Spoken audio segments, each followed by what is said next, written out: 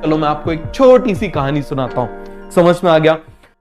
एक बार क्या हुआ कि एक पर्सन था, तो आपने वो आते ना माइथोलॉजिकल टीवी सीरियल टाइप के आते हैं, तो उसमें उसने बढ़िया से किसी ऋषि वगैरह की काफी सेवा करी, तो बहुत खुश हो गए।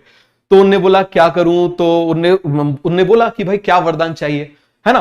तो ऋषि ने बोला कि बोले ठीक है कि जो तुम मांगोगे मैं तुमको दे दूंगा, जो भी तुम चाहोगे मैं तुमको दे दूंगा, मांगो तुम क्या मांगते हो। तो उस आदमी ने बोला ठीक है, एक काम करिए, आप मुझे एक ऐसा पत्थर दे दीजिए जिसके टच करने से लोहा सोने में बदल जाता है। लोहा किस में बदल जाता है? सोने में बदल जाता है। बोले अच्छी बात है, पारस पत्थर उसको बोलते हैं। ठीक है, तो बोला मैं तुमको दे देता हूं, लेकिन एक शर्त है। ठीक है, तुमको उसके लिए कुछ मेहनत भी करनी पड़ेगी। बोले अच्छी बात है, मेहनत करेंगे। तो वो ऋषि क्या हुआ कि ऋषि जो थे या जो भी हम माने गॉड माने, वो क्या कि एक ऐसे ओशियन के किनारे, समुद्र के किनारे, ऐसे ओशियन के किनारे, सागर के किनारे लेके गए, और वहां पर बहुत सारे पत्थरों का ढेर लगा हुआ था। उसमें बोला कि इनमें से एक पत्थर जो है वो पारस पत्थर है। तो बोले मैं इनमें से पत्थरों को पहचानूंगा कैसे? तो उनने जो ऋषि थे उनने बोला कि भाई सारे पत्थर जो है तुम छू के देखना, और जो पत्थर है बाकी सारे पत्थर क्योंकि ओशियन के किनारे हैं तो ठंडे होंगे, लेकिन पारस पत्थर जो है वो गर्म होगा। अच्छी बात है। अब ये बोल के चले गए, देखो सब कुछ दे के चले गए, आप बात समझना। ठीक है, सब कुछ जो उनके पास में था वो दे के चले गए। पारस पत्थर मांगा था, पारस पत्थर दे के चले गए। ठीक है, अब वहां पर उसने दिमाग लगाया। किसने? जो वहां पर पर्सन था। उसने सोचा यार इतने सारे पत्थर हैं, यदि मैं इनको गिन गिन के इस तरफ करूंगा तो ये हो सकता है कोई मैं इस तरफ रखूं और कोई आए पैर मार दे और वहां पर कर दे, तो मेरी पूरी मेहनत जो है वो बर्बाद हो जाएगी। तो बोले मैं क्या करूं? तो उसने सोचा यार मैं एक काम करता हूं कि पत्थर को उठा उठा के समुद्र में फेंकता जाता हूं। ठीक है, तो भाई जो गर्म पत्थर आएगा उसको रख लूंगा, बाकी जो बेकार पत्थर है उसको फेंकता जाता हूं। ठीक है, उसने फेंकना शुरू किया। एक दिन हो गया, 2 दिन हो गया, एक हफ्ता हो गया, 1 महीना हो गया, 6 महीने हो गए, 1 साल हो गया, 2 साल हो गया। समझ में आ गया वो क्या करता था? पत्थर उठाता था, फेंक देता था, पत्थर उठाता था, फेंक देता था, पत्थर उठाता था, फेंक देता था। सभी को समझ में आ गया। अब क्या हुआ कि जैसे उसके हाथ में एक बार वो पारस पत्थर आया और उसने भी उसको फेंक दिया। क्यों? क्योंकि 2 साल से उसकी आदत बनी हुई थी कि जो हाथ में आया उसको फेंकना है, तो उसके हाथ में जब पारस पत्थर आया उसको भी उसने फेंक दिया।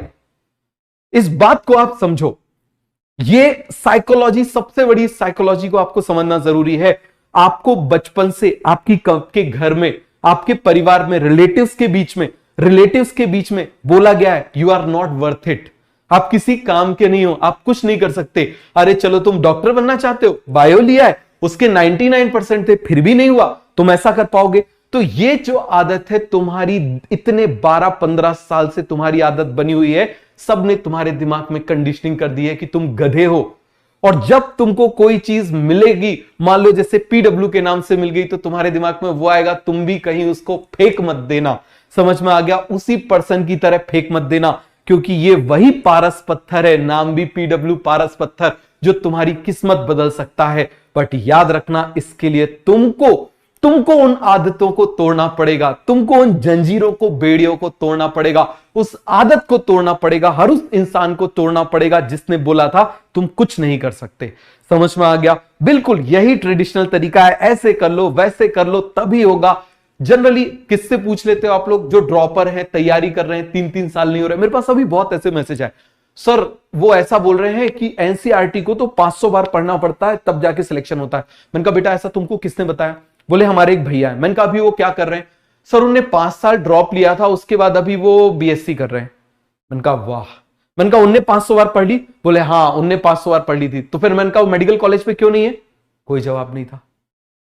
तो इसीलिए इस बात को समझो। समझ में आ गया? जो आपको मिले उसको करते जाओ, कहीं ऐसा ना हो कि पारस पत्थर आए और आप उसको फेंक दो।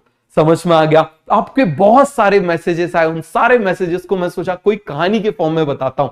आपके फादर बोलेंगे, आपकी मदर, हो सकता है अलग अलग तरीके से आपको, मान लो आपके रिलेटिव्स बोलेंगे, आपके स्कूल के टीचर्स ने बोला होगा he is not worth it, ये किसी काम का नहीं है, भगा दो इसको। समझ में आ गया? किसी काम का नहीं है। लेकिन अब तुमको वर्थ इट बनाने का काम पीडब्ल्यू कर रहा है, तो कहीं इस पीडब्ल्यू को उठा के फेंक मत देना। समझ में आ गया? क्लियर हो गया? दोस्तों अभी सब्सक्राइब करें इस चैनल को, लाइक